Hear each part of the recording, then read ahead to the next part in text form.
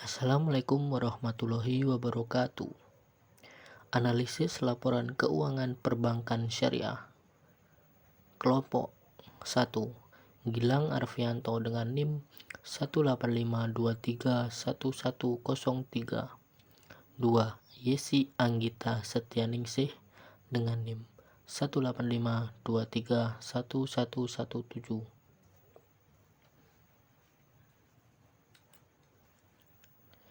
Jurnal pertama. Penulis Bijat Bidabat dan Mahmud Aulosyarifard. Judul Manajemen Aset dan Kewajiban di Perbankan Syariah. Penerbit Center of Research on Islamic Banking and Financial and Business USA. Tahun terbit 2019. Nomor ISSN ISSN 25764136, EISSN 25764144. Yang pertama yaitu pendahuluan. Aset dan liability management atau biasa disingkat dengan ALM terdiri dari instrumen dan metode teknis yang mempertimbangkan penciptaan nilai dan pengendalian risiko bagi pemegang saham. Karena salah satu tugas pokok pengelola keuangan bank adalah ALM. Karena itu, bank menerapkan teknik ALM untuk meningkatkan lebih banyak manfaat dengan menutup diri dari risiko dan meminimalkan kerugian yang timbul akibat suatu transaksi. Penilaian ALM bank itu dapat secara tepat untuk membutuhkan pemahaman yang mendalam tentang aset dan kewajiban, pelanggan, lingkungan ekonomi, dan kondisi persaingan bank. Struktur aset dan liabilitas dalam perbankan syariah. Yang pertama, aset terdiri dari beberapa komponen, yaitu uang tunai dan dana jangka pendek, simpanan dan penetapan pada bank dan lembaga keuangan lainnya, investasi jangka pendek, penyisian pembiayaan macet dan diragukan, pembiayaan dan uang muka berdasarkan kontrak Islam, investasi langsung, dan aset lainnya. Yang kedua, aset tetap terdiri dari beberapa komponen, yaitu properti, pabrik dan peralatan, aset lainnya, dan aset tidak berwujud, yaitu goodwill. Yang ketiga, total aset terdiri dari beberapa komponen, yaitu aset tidak tetap dan komitmen pelanggan dan kontingensi. Kemudian, kewajiban dan ekuitas pemegang saham terdiri dari beberapa komponen, yaitu simpanan dari nasabah, simpanan dan penetapan bank dan lembaga keuangan lainnya, hutang tagihan dan akseptasi kewajiban, kemudian penyediaan perpajakan dan zakat, modal saham biasa, cadangan, dan ekuitas pemegang saham. Kemudian yang kelima yaitu total kewajiban dan ekuitas pemegang saham terdiri dari komitmen dan kontingensi bank. Kemudian terdapat perbandingan proporsi alat likuid di perbankan syariah dan perbankan konvensional yang terdapat pada tabel 2, yaitu terdiri dari indikasi RHB Bank Islam dan juga RHB Bank Konvensional, di mana pada tanggal 31 bulan 3 tahun 2007 RHB Bank Islam dalam indikasi saldo kas dengan bank dan lembaga keuangan lainnya yaitu terdapat pada 35032. Kemudian untuk RHB Bank Konvensional pada tanggal 31 bulan 3 tahun 2007 yaitu terdapat pada 35177. Kemudian pada RHB Bank Islam pada tanggal 31 bulan 12 tahun 2006 terdapat 201283, dan juga pada RHB bank konvensional pada tanggal yang sama yaitu 31 bulan 12 tahun 2006 yaitu terdapat pada 34147. Kemudian pada RHB Bank Islam dengan indikasi total aset pada tahun 2007 yaitu terdapat 8239971. Sedangkan pada RHB Bank konvensional pada tahun yang sama yaitu 7267559. Kemudian untuk Bank Islam RHB pada tahun 2016 yaitu total asetnya 8092265, sedangkan pada RHB Bank konvensional yaitu 6834756. Kemudian untuk persenan daripada QR aset likuiditas per aset pada RHB Bank Islam yaitu 43% pada tahun 2007, sedangkan RHB Bank konvensional pada tahun 2007 yaitu terdapat 48%. Kemudian untuk RHB Bank Islam pada tahun 2016 terdapat pada 26%, sedangkan pada RHB Bank konvensional pada tahun yang sama yaitu 50%.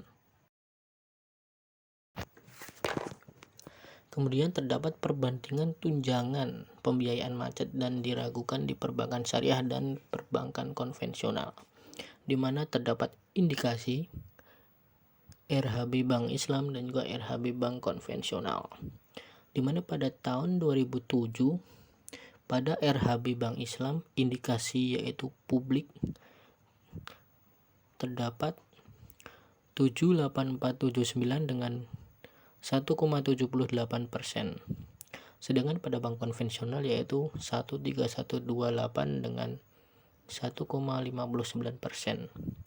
Sedangkan pada tahun 2006 yaitu terdapat pada bank Islam yaitu 77059 dengan 1,8%.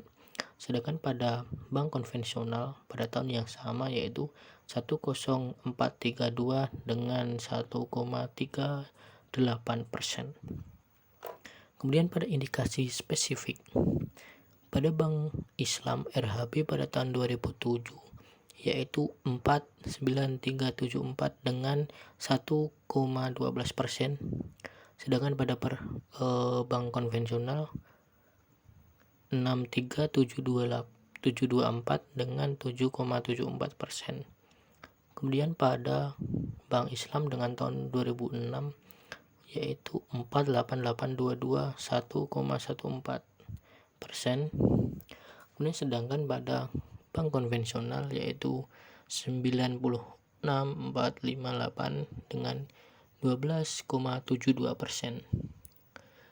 Sehingga total dari keseluruhan yaitu pada bank Islam pada tahun 2007 127.853 dengan 2,89%. Sedangkan pada bank konvensional yaitu 76852 dengan 9,34%. Kemudian pada tahun 2016 bank Islam yaitu 125881 dengan 2,95%. Sedangkan pada bank konvensional yaitu 106890 dengan 14,1%. Di mana dalam indikasi pembiayaan dan uang muka bruto atau keuangan pinjaman dan uang muka RM,000 yaitu pada bank Islam pada tahun 2007 yaitu 4416945, sedangkan pada tahun 2006 yaitu 4273454. Sedangkan pada bank konvensional pada tahun 2007 yaitu 823234, sedangkan pada tahun 2006 yaitu 758173. Kemudian terdapat perbandingan indeks keuangan perbankan syariah dan perbankan konvensional pada tabel keempat. Pada indikasi ROA pada bank Islam tahun 2007 terdapat 27%, kemudian pada tahun 2006 yaitu 1,07%, sedangkan pada bank konvensional pada tahun 2007 yaitu 1,59%, dan pada tahun 2006 yaitu 96%.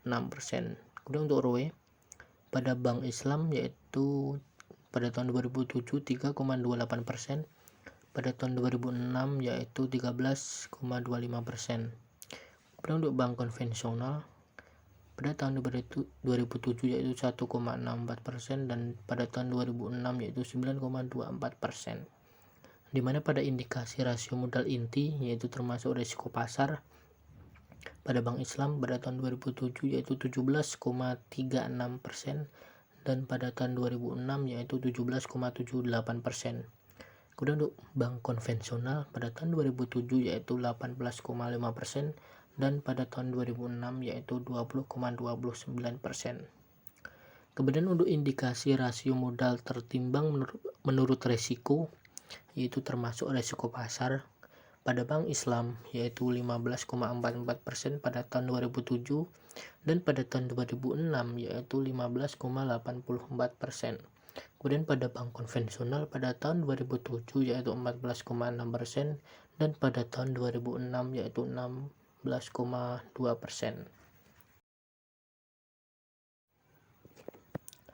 Kemudian untuk kesimpulan pada jurnal pertama yaitu karakteristik perbankan syariah akan meningkatkan nilai tambah ekonomi sebagai indeks penciptaan nilai dibandingkan dengan perbankan konvensional, di mana faktor-faktor yang mempengaruhi nilai tambah ekonomi dari aspek optimalisasi item aset, kemudian penurunan risiko kredit dan transparansi yang lebih besar, serta peningkatan tingkat pengembalian dijelaskan dengan menetapkan indeks ALM yang berbeda, di mana ketidakstabilan arus keuangan yang lebih rendah dan stabilitas perbankan syariah akan menurunkan cadangan devisa yang liquid untuk menutupi risiko likuiditas. Kemudian untuk stabilitas dan kesehatan keuangan yang tinggi di perbankan syariah akan dapat diakses melalui pengembalian yang lebih tinggi dan risiko yang lebih rendah, di mana perbandingan dan studi laporan keuangan dalam dua pendekatan perbankan RHB Islam dan juga konvensional membuat bukti untuk menciptakan nilai tambah yang lebih tinggi dari perbankan syariah.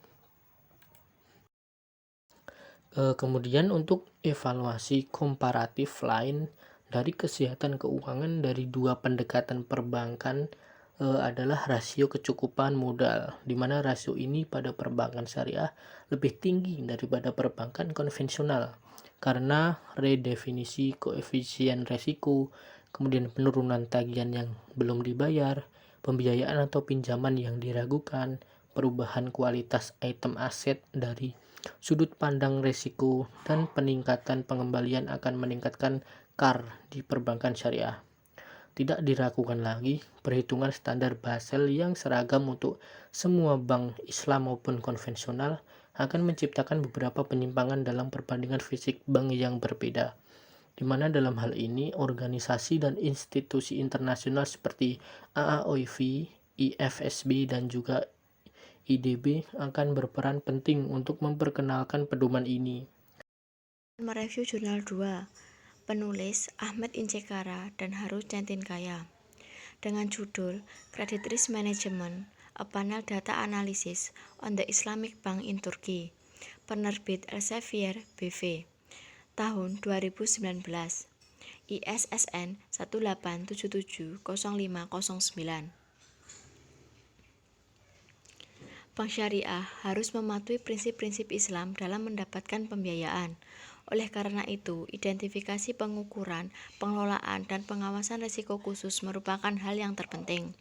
Bank syariah biasanya terkena risiko, yaitu risiko nilai tukar, risiko kredit, dan kemudian risiko operasional.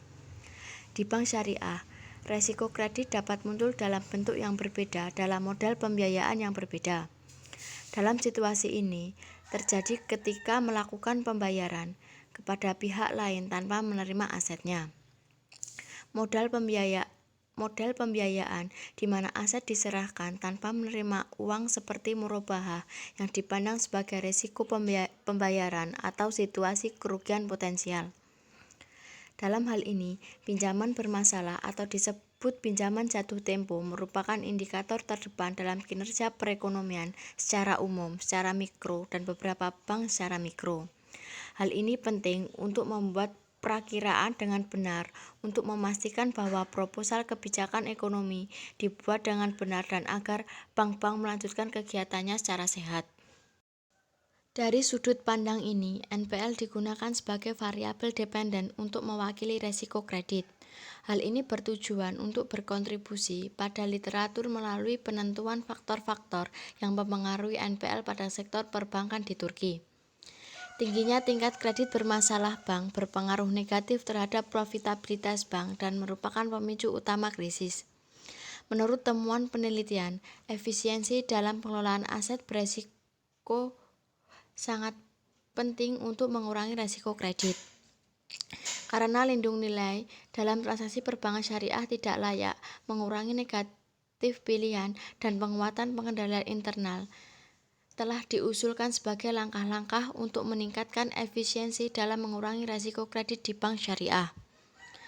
Data dalam penelitian ini adalah bank partisipasi yang beroperasi di Turki.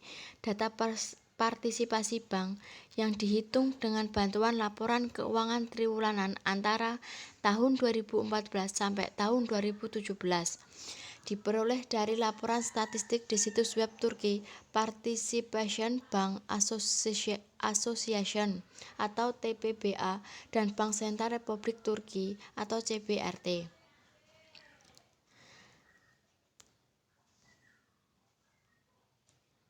Statistik deskriptif, variabel CR, TL, SP, ETA, CAR, NPSI, IGA, SES, KDP, dan lain.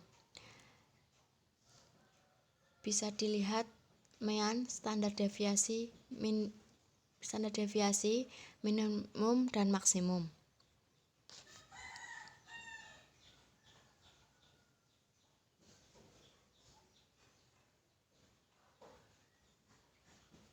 Terlihat bahwa rata-rata variabel risiko kredit atau CR adalah 3,4%.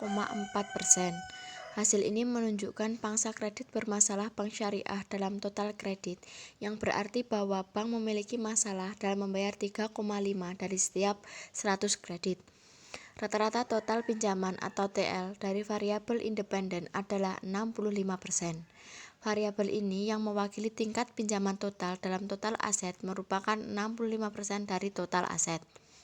Penyisihan khusus atau SP adalah rekening yang dicadangkan untuk pinjaman dengan risiko kredit. Dalam penelitian tersebut, nilai rata-rata dari variabel ketentuan khusus dalam total aset adalah 1,7%. Rasio kecukupan modal atau CAR meningkat sebesar 14,9% pada tahun periode yang diperiksa, sedangkan bagian dari ekuitas swasta dalam total aset adalah 10%. Hal ini mengungkapkan nilai CAR sangat tinggi dari 8% persyaratan Basel. Nilai rata-rata pendapatan bagi hasil bersih atau NPSI secara total aset sekitar 1%. Bagian rata-rata aset yang menghasilkan pendapatan dalam total aset adalah 72%. Bagian terbesar dari ini adalah pinjaman 65% seperti yang terlihat pada hasil di atas. Nilai rata-rata pertumbuhan produk domestik bruto atau GNP tingkat selama periode sampel adalah 1,40%. Hasil ini pada periode yang ditinjau menunjukkan pertumbuhan triwulanan rata-rata tarif di Turki. Nilai rata-rata tingkat inflasi berada pada level 2,16%. Variabel risiko kredit atau CR memiliki rata-rata positif. Hasil penelitian mengungkapkan bahwa ada hubungan positif dan signifikan secara statistik antara modal rasio kecukupan atau CAR dan risiko kredit dengan keandalan 95%. Hasil ini berarti bahwa 1 unit peningkatan modal rasio kecukupan bank syariah akan meningkatkan risiko kredit sebesar 0,36. Ada korelasi negatif antara tingkat pertumbuhan produk domestik bruto atau PDB dan risiko kredit. Hubungan yang signifikan antara tingkat kepercayaan 99%. Hasil ini menunjukkan bahwa perubahan 1 unit dalam gross produk dalam negeri akan mengurangi resiko kredit sebesar 0,0009.